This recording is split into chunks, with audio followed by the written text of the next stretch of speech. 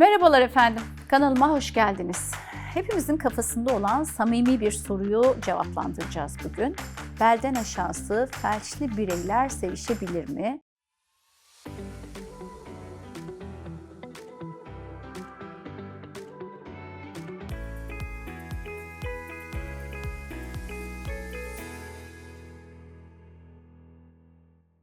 Gizem bu soruyu bana sorduğunda zihnimde bir soru belirdi. Evet, bunu zamanında ben de düşünmüştüm. Bunu hazırlayalım, konuşalım istedim. Bunu doğuştan paraplejik biri de sorabiliyor ya da böyle kaza geçirmişse o kişiye, özellikle belden aşağısı artık tutmuyorsa doktoruna sorabiliyor. Artık partnerimle bir şey yaşayabilecek miyim? Nasıl yaşayacağım? Ya beni hissetmezse ya bana hissetmezsem gibi bir sürü soru. Çok insani bir konu. Konuşmaktan herkesin utandığı, sormayı da ar ettiği bir konu. Belden aşağısı felçli biri sevişebilir mi? Şimdi şöyle bir kenara oturalım, kahvemizi alalım. Baş başa dostça bu konuyu konuşalım. Öncelikli olarak cinsellik ne? Cinsellik sadece bir organın diğerine girmesi mi? Yoksa birinin nefesini ensende, teninde hissetmen mi? Göz göze gelmek mi?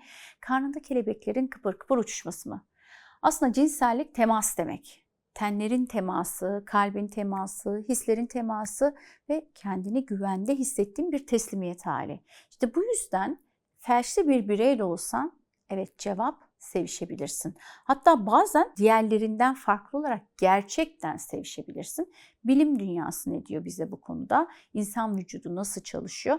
Biraz bunu bilimsel pencereden bakalım. Şimdi libido dediğimiz o cinsel istek bizim beynimizde başlayan duygu. Beyin çalışıyorsa, ki bizim en büyük cinsel organımız beynimizdir, istek de çalışıyor. Duygusal yakınlık da var, erotik fanteziler de var, flört de var. Yani hepsi çalışıyor. Peki bedensel işlevler? Bazen refleksle ereksiyon ve ıslanma devam edebilir. Bazen de psikolojik uyaranla devam edebilir. Hissizlik olsa bile bazen farklı yollardan da bu bireyler haz alabilir. Boyun, kulak, sırt bölgelerinden de felç sonrası aşırı hassasiyet gelişebiliyor. Yani beden aslında yeniden kendini inşa edip keşfedebiliyor. Bedendeki farklı bölgeleri de bu kişilerin daha erojen hale gelebiliyor. Bunu keşfederek bulmanız gerekiyor. Yani illa ereksiyon ya da ejekülasyon, boşalma demek değildir.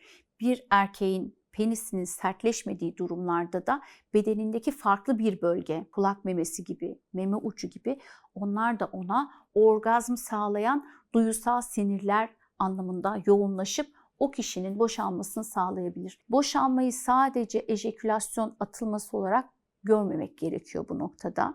Bazen de refleks sistemler devrede olur. Yani evet, sertleşme her zaman elde edilmez, edilmeyebilir. Ama refleks sistem devreye girdiği zaman o noktada penis kanla dolabilir ve ereksiyon elde edilebilir. Bazı paraplejik bireylerin, yani aşağısı tutmayan bireylerin gece sertleşmeleri ortaya çıkabilir. Zamanla bu sıklaşabilir. O nedenle de umutsuz olmayın. Fakat bedeninizdeki diğer erojen bölgelerinde keşif yolculuğunda lütfen kendinize şans verin. Diğer taraftan eğer ereksiyon sorunu yaşıyorsanız, penisle ilgili bir beklenti yoksa ortada, o noktada da kendinizi gene yetersiz hissetmeyin. Penis demek bir adamın yokluğu demek değil. Yani onu demek istiyorum ki size, penisin ereksiyon hali sizin erkekliğinizi göstermez. Sizin parmağınız var, eliniz var, diliniz var, seks oyuncakları var. Kadını yine orgazm etmeniz mümkün. Eğer şimdiye kadar çift ilişkinizde, yani anlayamıyorum açıkçası.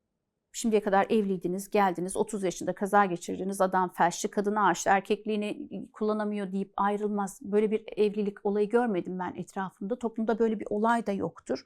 Çünkü onların cinselliği farklı bir boyuta evrilir. Artık penis vajina penetrasyonundan daha farklı bir boyuta evrilir. Cinsellik sadece penis vajina penetrasyonu da demek değildir ayrıca.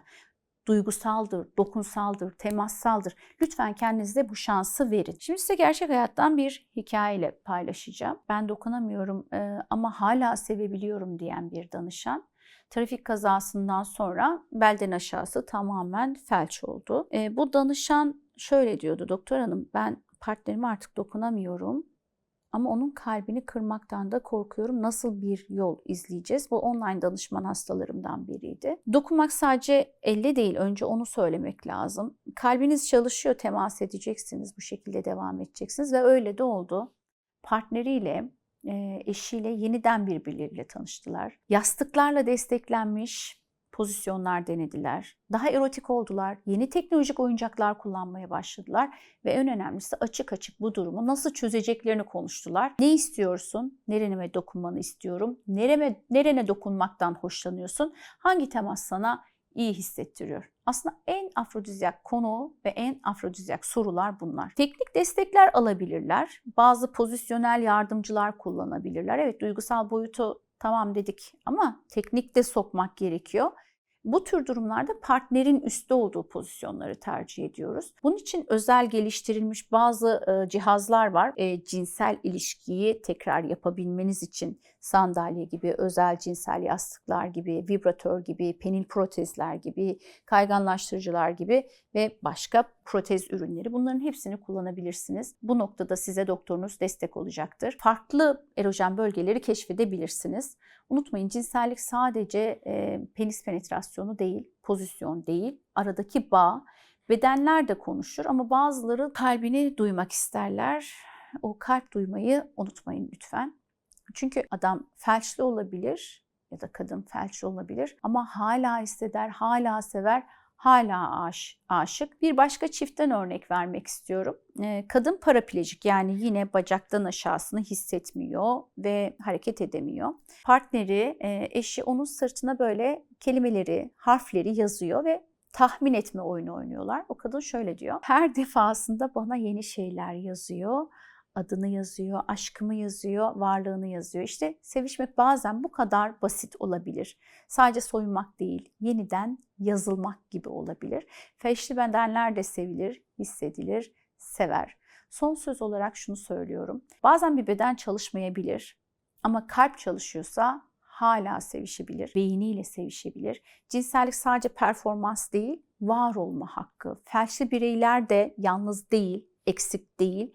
Sadece farklı şeyleri yeniden öğreniyorsun ve keşfediyorsun. Sevgili izleyicilerim, eğer siz de biriyle temas halindeyseniz onun tenine değil ruhuna da dokunduğunuzu biliyorsunuz. Çünkü sevişmek iki kalbin de ben görüyorum mesajı vermesi birbirine. Şimdi böyle bireyler için üretilmiş cinsel oyuncaklar var. Yani sadece penise odaklı bir seks yaptığınız zaman elbette ki mutsuz olursunuz. Ama parmaklarınız var, eliniz var, diliniz var. Farklı yaratıcı beyniniz var. Engelli bireylerin, özellikle paraplejik bireylerin de ereksiyon sağladığı artık görülmüş. Rüyalandıkları görülmüş. O nedenle de bazı şeyler geri gelebilir. Tamamen kendinizi ümitsiz hissetmeyin. Fakat penis odaklı da seks yaşamayın. Çünkü kadının cinsel organı illa penis penetrasyonuyla orgazm olmaz. Kadının temel motivasyonu dokunulmaktır, temas etmektir, duyulmaktır, görülmektir ve bunu eğer felçli birey bir erkekse yerine getirebilir. Felçli birey bir kadınsa erkek yerine getirebilir. Yani engelliler de cinselliği hakkıyla yaşamayı hak ederler. Bunu da lütfen görmezden gelmeyelim. Bir videonun daha sonuna geldik. Bir sonraki videoda tekrar görüşmek dileğiyle. Sevgiyle kalın.